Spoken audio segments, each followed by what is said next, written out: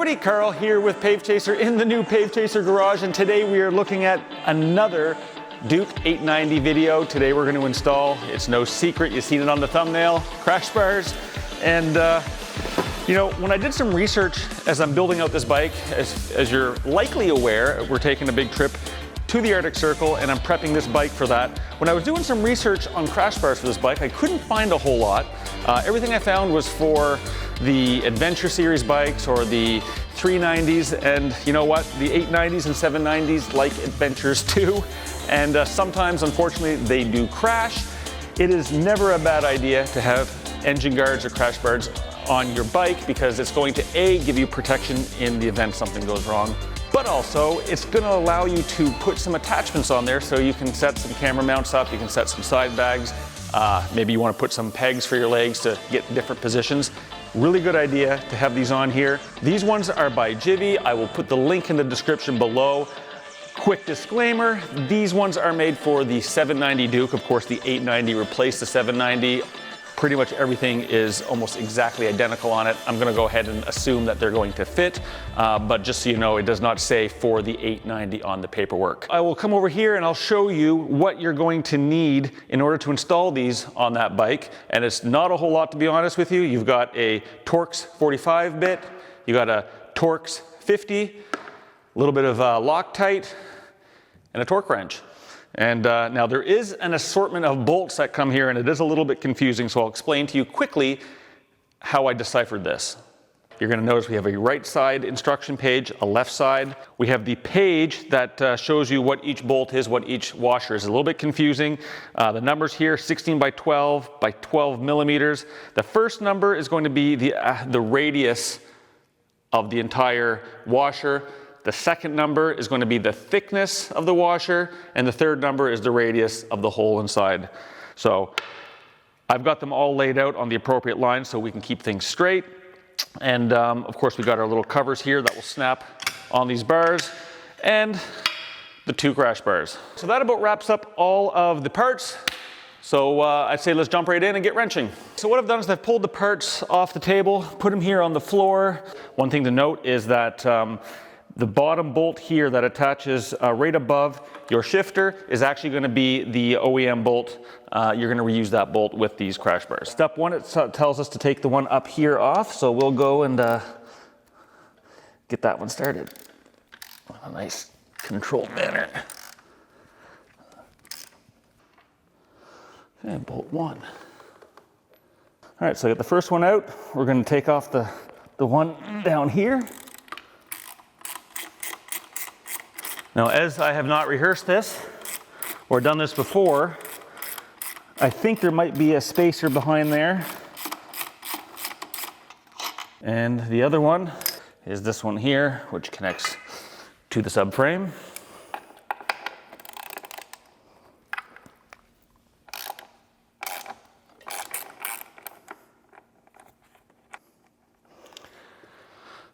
Okay, and that one's out as well. The way the instructions explain it is that this bottom piece actually has to go in behind here. Two more tools you're going to need is a little hammer and a little punch or a screwdriver just to tap out this spacer. We're almost there. There we go. So this is a spacer that was stock on here, and we're going to be replacing that with the one that they sent as a replacement, which is going to be these two here.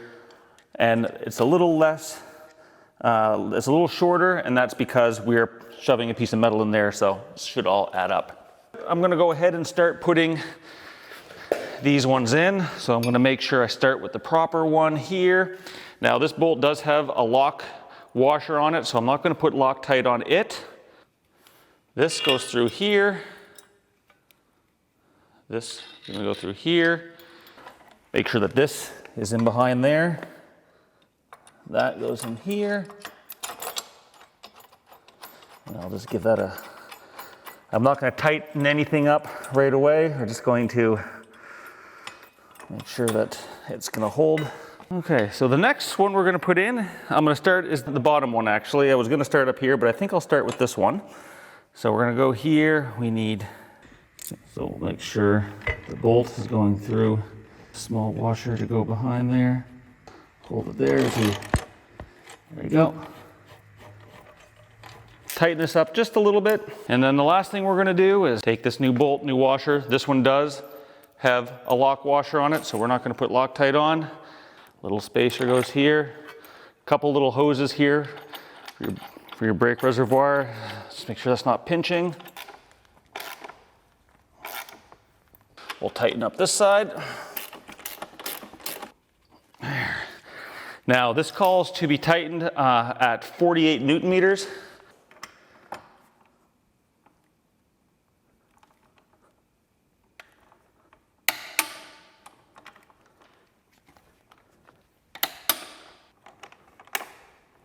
Okay. All right, so this is the first side. This is all attached. We're gonna go ahead and flip the bike around and do the next side. All right, so we got the bike turned around. I'm gonna go ahead and start loosening the appropriate bolts here. Well, actually, if you hold this right up here, you're gonna see exactly where they're gonna go. So here, here, and down here, right on the kickstand.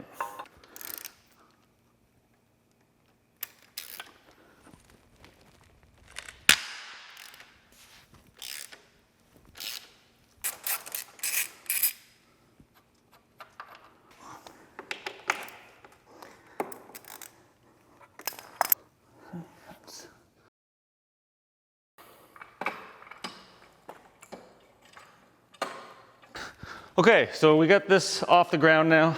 I can safely loosen this kickstand bolt.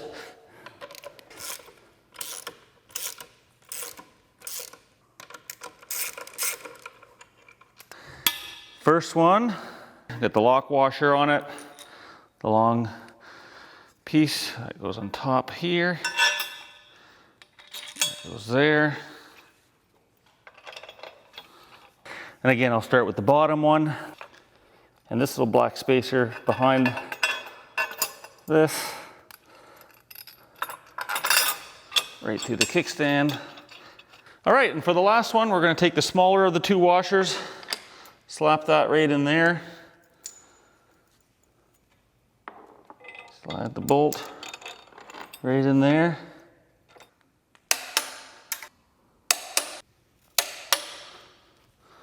And there you have it.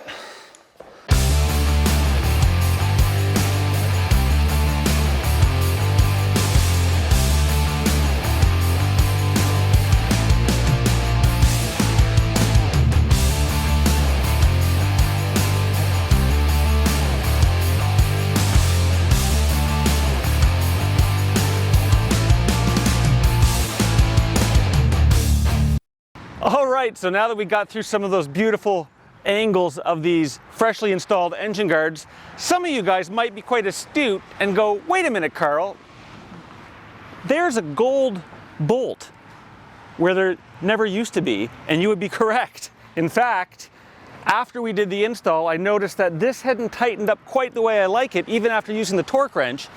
And the reason for that is, in behind this frame and subframe, they have a nut, and I'll show you right here. This nut was not welded to the frame, but it was actually sitting in a little light metal sheath. When this went in, it pushed out and got cross-threaded. I ended up having to drill the front of this out, knock it off, punch it out, and have to go find a new bolt for that. So, be very careful if you're installing these engine guards to make sure that you put your hand in behind here.